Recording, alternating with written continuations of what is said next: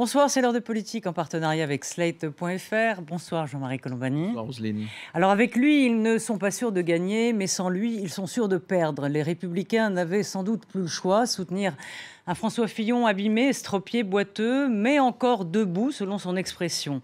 Après une conférence de presse cette semaine, l'ancien Premier ministre reprend la mer avec un bateau qui prend l'eau. Et seul François Bayrou, comme un loup solitaire, continue de charger le fusil en déclarant hier que jamais dans l'histoire de la République, un candidat n'avait été ainsi sous l'influence des puissances de l'argent. On tentera de savoir ce qu'il voulait réellement dire. On s'interrogera bien sûr dans cette émission aussi sur le rapport important entre les politiques et l'argent. Vaste sujet. Pour en parler, je vous présente nos invités. Georges-Marc Benamou, bonsoir. Vous êtes journaliste, écrivain et producteur.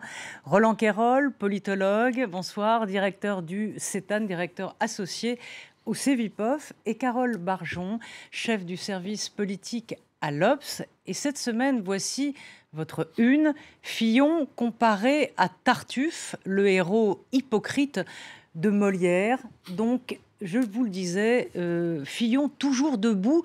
C'était d'ailleurs le titre de la dernière chanson de Renaud. Écoutez, les paroles sont étonnantes.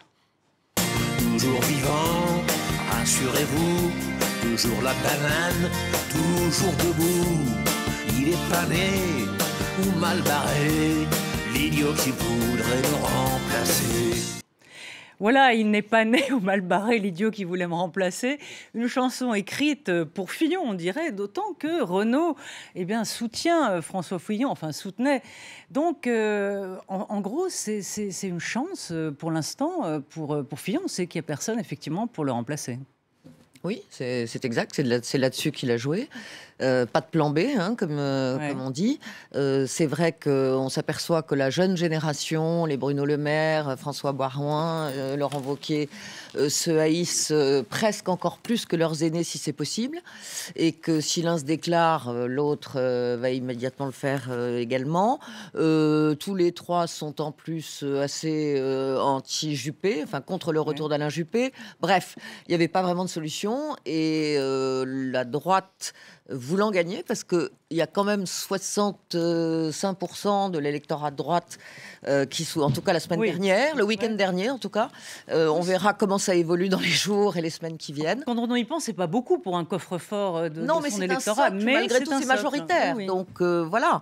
Et François Fillon a joué de ça pour dire à ses amis que voilà, il y avait personne d'autre et qu'effectivement, comme vous l'avez dit. Sans moi, avec moi, vous n'êtes pas sûr de gagner, mais sans moi, vous êtes sûr de perdre. On en est là aujourd'hui. La vérité, c'est qu'effectivement, la droite peut ne pas être présente au second tour. Oui, alors ce qui est étonnant dans toute cette affaire, bon, on va en parler bien sûr, Georges-Marc, c'est qu'on découvre un Fillon peut en cacher un autre, sous l'apôtre de la rigueur. Hein. C'est un homme qui aime le luxe, l'argent, le côté bling-bling de Sarkozy, on le voyait tout de suite, et chez Fillon, c'était un peu caché. Pas de la même nature. Ça, on parlera peut-être des relations. Oui, on va en parler. Moi, je pense qu'il fait partie d'un système de cette zone grise de tolérance de la génération des enfants de Chirac. Enfin, si on s'intéressait, imaginez Jacques Chirac dans la campagne de 2017. Qu'est-ce qu'on dirait aujourd'hui ? C'est rien par rapport à ce que la génération Chirac-Pasqua a fait, mais ils sont quand même ces enfants-là qui ont vécu dans cette zone grise, qui étaient dans la légalité vigilante, puisqu'on voit bien qu'ils changent les choses, etc. Mais c'est pas de la même nature non plus que le bling-bling de Sarkozy, des Balkany, etc. Enfin, il faut remettre les choses à leur place. Disons qu'il y en a un, ça se voit, et l'autre, ça se voit moins. Non, c'est quand même pas tout à fait de la même nature. C'est 10-20% des parlementaires qui ont ces pratiques détestables le plus souvent, qui sont devenues insupportables. Elles étaient légales, elles sont illégitimes, et c'est ça qu'ils payent aujourd'hui.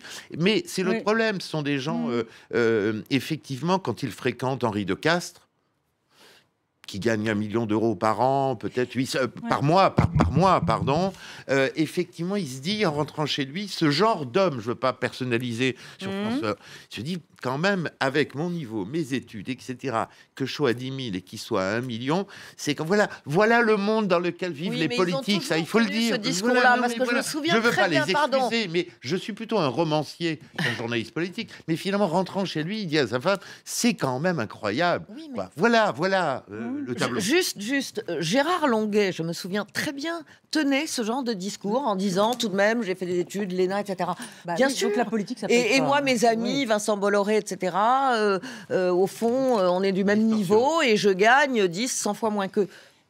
Comme disait mais Bourdieu, on personne fait ne pas les de a la obligés politique. à choisir d'entrer en politique non plus. On vit pas de la politique, on fait de la politique. Oui, enfin, Roland est... Tout est dit. C'est très difficile de regarder. D'abord, il y a un problème politique immédiat. C'est est-ce que toute cette affaire va plomber François Fillon ou bien est-ce qu'il a une chance dans le délai qui nous sépare maintenant de plus en plus court de l'élection elle-même? Est-ce qu'il a le temps de se refaire une force ou de reconvaincre l'électorat de la droite de rester soudé autour de lui, ce qui n'est pas garanti? Après, on voit bien que derrière tout cela, ce qui lui est reproché, c'est au fond de s'être rémunéré lui-même. C'est ça, en fait, la chose. Donc, et d'avoir en effet vécu sur des pratiques, oui, et puis sur des pratiques qui étaient largement des pratiques courantes hier, qui ne peuvent plus l'être aujourd'hui et qui sont de plus en plus d'ailleurs réglementées. Au-delà de ça, il y a quand même deux problèmes qu'il faut soulever, qui sont, et de ce point de vue-là, François Fillon a eu raison de mettre dans ses engagements de campagne la promesse d'un statut de l'élu. Parce qu'en même temps, si l'on regarde de l'autre côté, au train où vont les choses, plus personne en France ne voudra faire de politique. Plus personne. Ouais.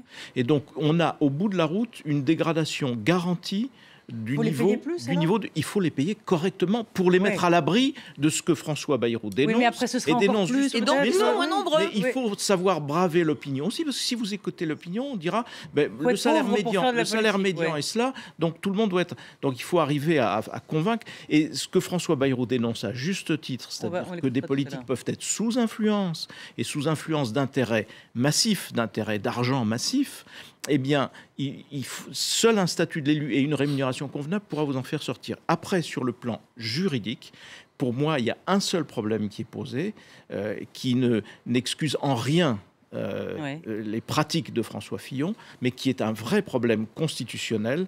Nos démocraties sont assises sur la liberté absolue des parlementaires.